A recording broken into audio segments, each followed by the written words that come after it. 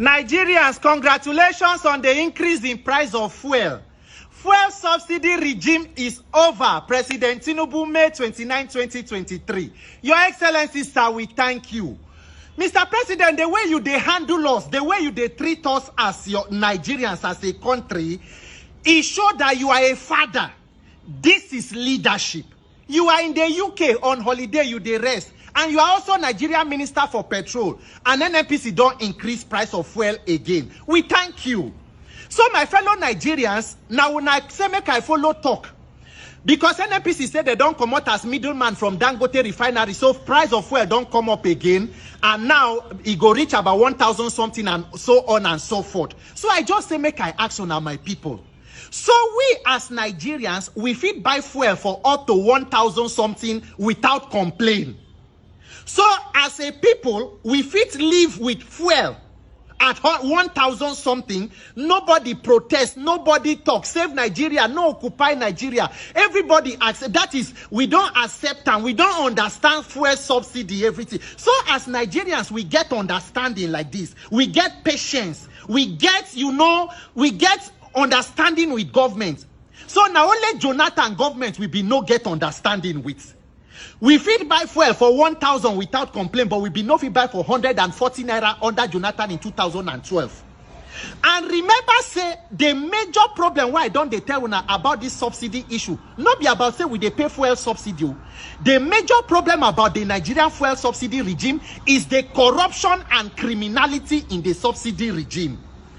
Under Jonathan, where be say the government being bad, or everybody say corrupt. As bad as the government be, when they want to remove subsidy, the president first go launch buses for Eagle Square, say make they distribute to transport company. They launch Shopee subsidy reinvestment program, say for people, for youth and all that. Plus you win, make youth where they do business, make they access loan and all. As bad as it been built, but we protest, we say we no want. 12 years later, the same APC government will protest and lead protest against Jonathan government come remove them now.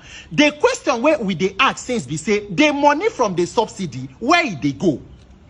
Is it possible say the thing where they do with this removal of subsidy not to remove the corruption from the cabal where the petroleum sector come put the money for the pocket of politicians?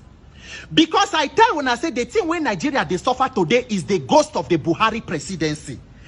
The Buhari government is the mistake that should never have been made. Buhari had no business with government. Under Buhari, they signed Petroleum Industry Act, which proposed that 6 months after that act, NNPC should not have business with regulating the price of petroleum. Fuel subsidy is supposed to end since February 2022. Immediately the thing won't end. The then Minister for Petroleum, Timi Prisiva, run go National Assembly, go demand for 18 months extension. In 2022 alone, Buhari's government spent about 4 trillion on fuel subsidy. Between the first 6 months of 2023 to the end of the Buhari government, they spent about 3.6 trillion on subsidy. Totaling Buhari's administration about 11 trillion on subsidy. More than the entire presidents that were before him since our 1999. Handed over to President Tinubu, subsidy regime is over. Now the pricing and the suffering from that subsidy program has been pushed to average Nigerians, me and you, which are the consumers. Because even the under cabal of that subsidy chain from the petroleum sector, they don't even lose. Between the first 6 months of removing subsidy, the federal and state government have shared about 15.1 trillion. That is an increase in state allocation by more than 3 trillion. Meaning governors even have more money than the expenditures that they make. Where does most of the naira go? Is it possible to say that they convert them to dollars, which is also causing part of the problem with forex and dollar in this country? My fellow Nigerians, shall we understand what we they do so? And do we realize that to tackle this issue, we must face the root cause of our problem, which is this governance? Tomorrow we go talk, say we want to end bad governance. Ask yourself the question, how do you end bad government? By electing good government. How do you elect good governance? It has to be through electoral process and INEC. And none of us, they talk about the major issue of INEC. Imagine running an election against a government that controls INEC, judiciary, law enforcement, including thugs. How do you expect to excel? Opposition, labor, everybody, save Nigeria, nobody talk again about. So Nigeria don't save. We as Nigerians, we pursue things. We are chasing shadows, talking about on social media things that do not advance our collective welfare. That is why I'm calling on anybody who be activist, anybody who get voice. We must come together to see how we want to fix this issue of governance.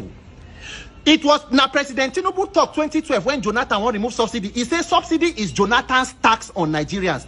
Your Excellency, is this now your tax on us? Maybe by the end of the APC government, but with the way this government they go, because this one are baby steps. So with the way this government they go, maybe by the end of the APC administration, totally the population where they symmetry go plenty past the one where they are alive. God forbid, because me I no go join that population. This Nigeria, I know die here, we live here, and Nigeria must work in our lifetime. Look at hunger, look at suffering, see the pain of Nigerians. Even people who you think say they have it all together. Inflation don't collect whatever you call salary. No social security, no health insurance, nothing. Everybody is your own government. And we want to continue like this every day with it. Those of una where they stand on mandate, those of una where been they fight Jonathan during that subsidy. Is it that una been they fight them so that we can achieve this one where we did so now? So now this one come better. My fellow Nigerians, I take God beg you now. Make we begin to the talk of how we want to do this INEC matter with the election. Because 2027, we are setting ourselves up for more Shege Pro Max, Shege Ultra. The dying body of Nigeria where they intensive care, instead of us to hand them over to trained medical professionals, may they save them, we don't hand them over to organ harvesters. The small parts where still they are stealing them and harvesting it. It is not about making policy. Tomorrow they go say government, they do policy on this. The major challenge is the corruption and lack of transparency and accountability. If you like, create policies from today till next year. If you do not fight corruption and bring transparency and accountability and enforce your own laws, nothing will change. The suffering will only increase, and politicians will continue to live as kings at the detriment of the general populace. May God help us Nigerians to realize that we are our only help, we are our only hope, and give us the wisdom to do what we need to do to help ourselves. Because all this one, what would they do? Oshileshiu, Oshigidini. Congratulations, fuel subsidy removal. Happy petroleum price increase. May God help you and may God bless Nigeria.